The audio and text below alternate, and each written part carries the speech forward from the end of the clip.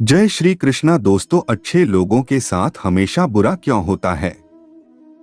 गीता में श्री कृष्ण ने दिया है अर्जुन को इसका जवाब, अच्छे लोगों के साथ हमेशा बुरा क्यों होता है। वहीं जो लोग बुरे कर्म करते हैं और अबीवी ज्ञान की राह पर होते हैं वो खुशहाल दिखते हैं।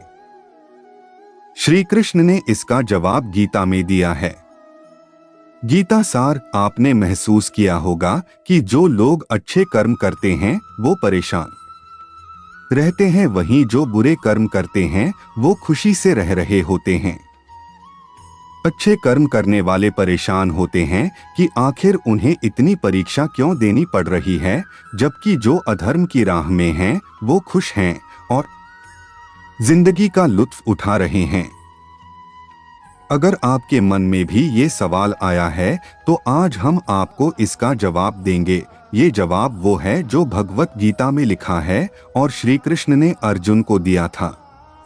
भगवत गीता में वर्णित कथा के अनुसार जब भी अर्जुन के मन में कोई दुविधा होती थी तो वो श्री कृष्ण के पास पहुंच जाते थे।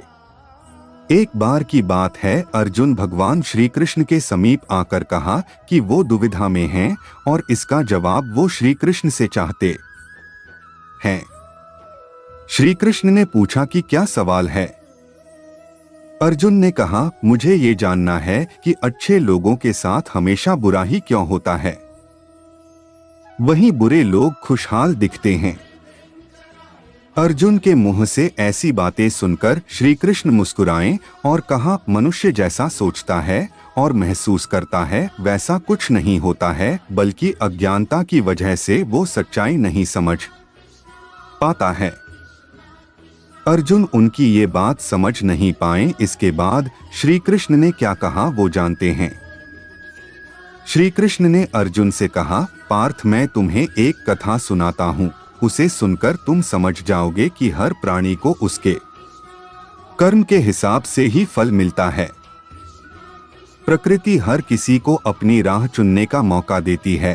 अब वो मनुष्य की इच्छा पर निर्भर करता है कि उसे धर्म की राह चुननी है या अधर्म की। कथा शुरू करते हुए श्री कृष्ण ने कहा, एक नगर में दो पुरुष रहा करते थे। एक पुरुष व्यापारी था जिसके जीवन में धर्म की बहुत महत्ता थी। वो पूजा पाठ में यकीन रखता था। वो हर रोज मंदिर जाता था और दान धर्म भी करता था और हर रोज भगवान की पूजा करता था। वहीं दूसरा पुरुष बिल्कुल विपरीत था। वो हर रोज मंदिर तो जाता था लेकिन पूजा करने नहीं, बल्कि मंदिर के बाहर से जूते चप्पल चुराने। उसे दान और धर्म से कोई लेना देना नहीं था। समय बीतता गया और एक दिन बहुत जोर की बारिश हो रही थी। इस वजह से मंदिर में पुजारी के अलावा कोई नहीं था। ये बात जब दूसरे पुरुष को पता चली तो उसने कहा कि ये सही मौका है मंदिर का धन चुराने का। पंडित से नजर बचाकर उसने मंदिर का सारा धन चुरा लिया। उसी समय धर्म कर्म में विश्वास रखने वाला व्यक्ति भी मंदिर पहुंचा। दुर्भाग्य से मंदिर के पुजारी ने उसे ही चोर समझ लिया और चिल्लाने लगे। वहां लोग एकत्र हो गए और उसे बहुत मारा। किसी तरह वो बचते बचाते वहां से निकला तो दुर्भाग्य ने उसका साथ वहां भी नहीं छोड़ा। मंदिर के बाहर वो एक गाड़ी से टकरा गया और घायल हो गया। फिर वो व्यापारी लंगड़ाते हुए घर जाने लगा तो रास्ते में उसकी मुलाकात उस पुरुष से हुई जिसने मंदिर से धन चुराया था। उसने कहा, आज तो मेरी किस्मत चमक गई, एक साथ इतना सारा धन मिल गया। ये सब देखकर उसे बहुत बुरा लगा और उसने अपने घर से भगवान की सारी तस्वीरें निकाल दी। कुछ सालों बाद दोनों की पुरुषों की मृत्यु हो गई। मरने के बाद जब दोनों यमराज की सभा में पहुंचे और भले पुरुष ने दूसरे व्यक्ति को देखा तो उसे बहुत गुस्सा आया। उसने क्रोधित होकर यमराज से पूछ ही लिया, मैं तो हमेशा अच्छे कर्म करता था, दान में विश्वास रखता था, उसके बदले जीवन भर मुझे अपमान और दर्द ही मिला और इस व्यक्ति को नोटों से भरी पोटली। आखिर ऐसा भेदभाव क्यों? इस पर यमराज ने कहा, पुत्र, तुम गलत समझ रहे हो।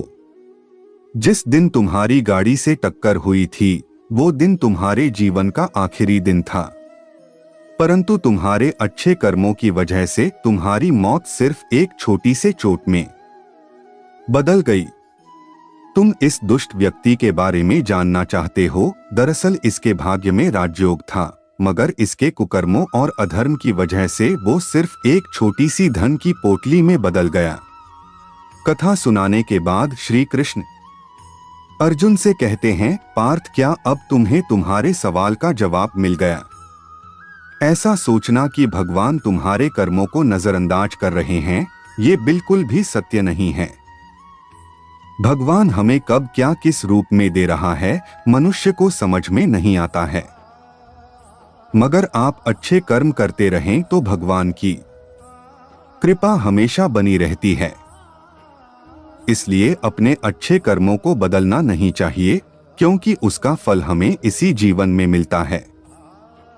इसलिए मनुष्य का फर्ज है कि वो हमेशा अच्छे कर्म करते रहें, क्योंकि श्री कृष्ण ने गीता में भी बताया है कि किसी के द्वारा किया गया कर्म बेकार नहीं जाता है, चाहे वो अच्छा हो या बुरा।